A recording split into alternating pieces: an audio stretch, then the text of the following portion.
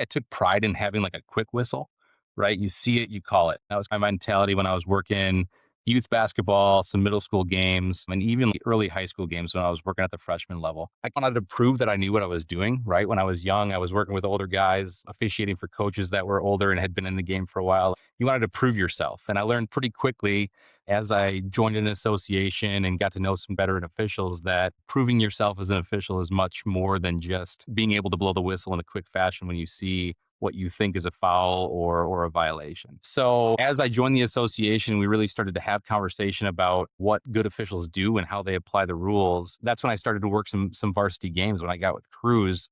And that's when the game exposed a different mindset that I needed to have. The game sped up. The players had better body control in certain regards, and they could take more contact than what I was typically used to, right? And with that comes a natural need to have to adjust the way that I called the game and learn that there's going to be contact. Basketball is a contact sport, just like a lot of other sports. I mean, we have to be able to distinguish what contact constitutes a whistle and which contact doesn't. And that's when I realized that improvement wasn't just about knowing the rules. It was really about understanding the impact of the rules. And although like we experienced that when we used to play basketball and we can see that in my experience coaching, but when you get on the floor as an official, that perspective goes away because you're thinking so quickly on your feet, having to adjudicate those calls.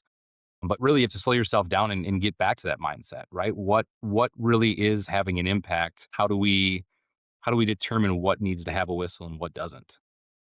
One way that I'm able to think about that now after having years of experience and getting those reps that are necessary to get to that point is like letting the game breathe, figuring out how to find the flow in the game. There's nothing better in a game when you can go several minutes without a whistle and the ball's going in the hoop, you're in transition, you're up and down, and you get a good flow in the game. That's how I approach the game now is like, what do I need to do to help the players and the coaches get into a flow? Some games that's easier than others, right? Some games you have to get out there and you have to blow the whistle because players aren't realizing that the contact they are engaging in is illegal and it's having an impact on the game. But hopefully you can help them understand that and change their mindset as well so you can get in that flow. So yeah, really shifting from contact needing a whistle to how is that contact impacting the play? I mean, does it need a whistle or can we let that play on and see how it impacts the play as you see the whole play develop?